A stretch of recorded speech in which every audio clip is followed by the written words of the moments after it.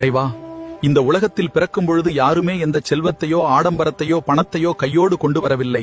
இந்த மண்ணை விட்டு இறக்கும் பொழுதும் தேடிச் சேர்த்து வைத்தவற்றில் ஒரு சிறு துரும்பை கூட யாரும் கொண்டு போவதும் இல்லை. பிறப்புக்கும் இறப்புக்கும் இடைப்பட்ட இந்த நிலையில்லா வாழ்க்கையில் நம்முடையது என்று பெருமையாக குறிப்பிட்டுச் சொல்லும் செல்வம் அனைத்தும் நீ தந்தது, என் சிவன் தந்தது என்று உணராமல், அதை இல்லாத ஏழை எளியோருக்கு கொடுத்து உதவாமல் பேராசையோடு செல்வத்தை சேர்த்து பூட்டி வைத்துவிட்டு இறுதியில் அப்படியே செத்து மடியும் இந்த ஈயா கருமிகளுக்கு நான் என்ன சொல்லி புரிய வைப்பேன்? என் கட்சி ஏகம்பனே. உடம்பில் இருக்கும் நவதுவாரங்கள் வழியாக அழுக்குகளும் மலங்களும் ஊறிக்கொண்டும் வெளியேறிக்கொண்டும் இருக்கிறதே. உப்பு பானையில் ஊறிய உப்பு பானையையே அரித்து வெளியே கசிவது போல ஆசை, காமம், கோபம் என்ற உப்புகள் இந்த உடம்பை உள்ளிருந்து கொஞ்சம் கொஞ்சமாக அழித்துக் கொண்டே இருக்கிறதே. இந்த முடிவில்லா பிறவிச் சுழற்சியை நிறுத்தும் ஞானம் என்னும் மருந்து எனக்கு இன்னும் கிடைக்கவில்லையே. பிறவிப்பிணி அறுக்கும் அந்த ஞான மருந்து மட்டும் கிடைச்சு விடுமானால் அழுக்குகளால் நிரம்பிய இந்த நிலையற்ற உடம்பை இப்போதே துறந்து உன் திருவடிகளை வந்து சேர்ந்து விட மாட்டேனோ? ஓடி ஆடி உழைத்த உடம்பு உயிரை விட்டு கிடக்குது. உயிர் கொடுப்பேன் என்றதெல்லாம் ஊமையாக நிற்குது. சொந்தம் என்று சொல்வதெல்லாம் உனக்கு சொந்தமில்லை. நீ வந்த இந்த உலகில் அவன் தந்த உடம்பில் சொந்தம் என்பதேதடா தங்கிச் செல்லும் வழிபோக்கனே. ஆன்மீக ரீதியாக மிக முக்கியமான வழிபாடுகளில் ஒன்று பிரதோஷம்.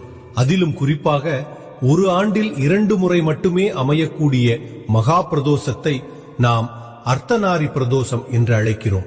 சிவனும் பார்வதியும் இணைந்து அருள்பாலிக்கும் இந்த நன்னாளில் வழிபாடு செய்வது அரிய பலன்களை தரும். கருத்து வேறுபாட்டால் பிரிந்திருக்கும் தம்பதிகள் மீண்டும் இணைந்து சுமூகமான இல்லறம் நடத்த இந்த வழிபாடு சிறந்த வழிகாட்டியாகும். நீண்ட நாட்களாக தடைகளை சந்தித்து வரும் வரன்கள் கைகூடும். திருமண தடைகள் நீங்கி விரைவில் மங்கள நாள் சூட்டும் யோகம் உண்டாகும். குடும்பத்தில் ஒற்றுமையும் மன அமைதியும் நிலை பெற அர்த்தநாரி பிரதோஷ வழிபாடு ஒரு வரப்பிரசாதமாகும்.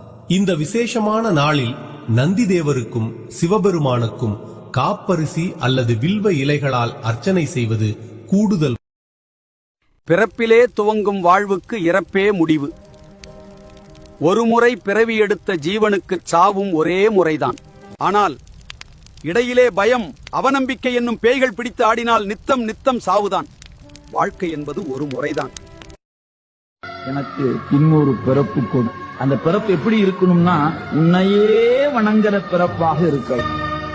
ஒரு நாளும் உன்னை மறவாத இனிதான வரம் வேண்டும். உறவாலும்